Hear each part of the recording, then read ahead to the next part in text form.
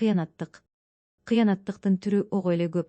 Башчынын кол алдындагы иштегендерге кыянаты, достун кыянаты, шериктеш иштегендердин кыянаты, жубайлардын бири-бирине кыянаты айтор көп. Мунун ичинен жубайлардын кыянаттыгы, башкача айтканда бири-биринин көзүнө чөп салып, ала жипти аттаганы, ойноштук, же зына тууралуу мурдараак казыноолак сөз болду. Дини да, адамгерчилиги да жок элдерде эрдин да, аялдын да бир канча ойношо, көңүлдөшү болуп, анысын экөө тең билип, бирок эрди катын деген документтин зарылдыгы үчүн бири-бирин түшүнүп жашай беришет. Кудай сактасын, мындайлар бизде да жок эмес. Бул ушул капыр коомдордон алган биздин энчибиз. Эми муну кайра айтып отуруунун кажети жок. Алла Таала ар бир жанга ыйман, ынсап берсин. Кыянаттыктын учурдагы эң жаманы жогорку кызматтагылардын кызматына кылган кыянаттыгы, жетекчилердин кызматчыларына кыянаттыгы, шериктештердин кыянаттыгы. Кыянаттык адамдардын мамилесин бузат, ишенимди жоготот, достукка чек коет, душмандык, жек көрүү, кек сактоо сезимдерин ойготот. Мусулманчылыкка да,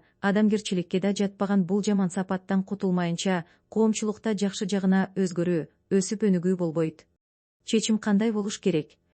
Чечим: аманатка кыянат кылуу адамдык сапат эмес экенин балдар кыздардын дээрине куюп тарбия берүү керек. Ата-энелер көбү өздөрү баланы кичинесинен кыянатчы кылып тарбиялап алышат. Бала апасына сырын айтып, же бир кетирген катасын атасынан жашырып апасына аманат кылса, апасы ошол замат эле аны атасына жеткирет. Досумдун калемсабын сындырып алдым, ордуна алып берейин десе, жөн кой, эч нерсе болбойт дейбиз. Бала кыянаттыкты ушинтип өзүбүздөн үйрөнөт.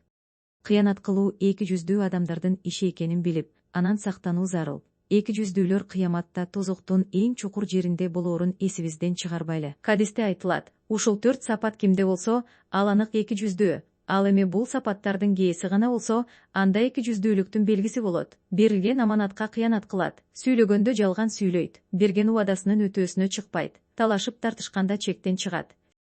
Жуурканыңа жараша бутуңду сун, өзүңдүн эркиңе, күчүңө, тажрыйбаңа жараша аманат ал, убада бер, аткара албаган ишти убада кылба, аманат кылып мойнуңа да алба. Кыянатчы адамдардан жаа бою алыс жүр, сыныктан башканын баары жугуштуу.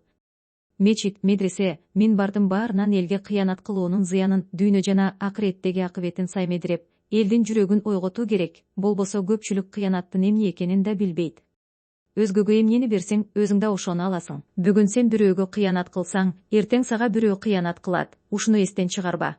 Аманатты ээсине тийгиз. Сага кыянат кылганга сен кыянат кылба. Пайгамбарыбыздын ага Алланын тынчтыгы жана мактоосу болсун, ушул осуятын такай аткар.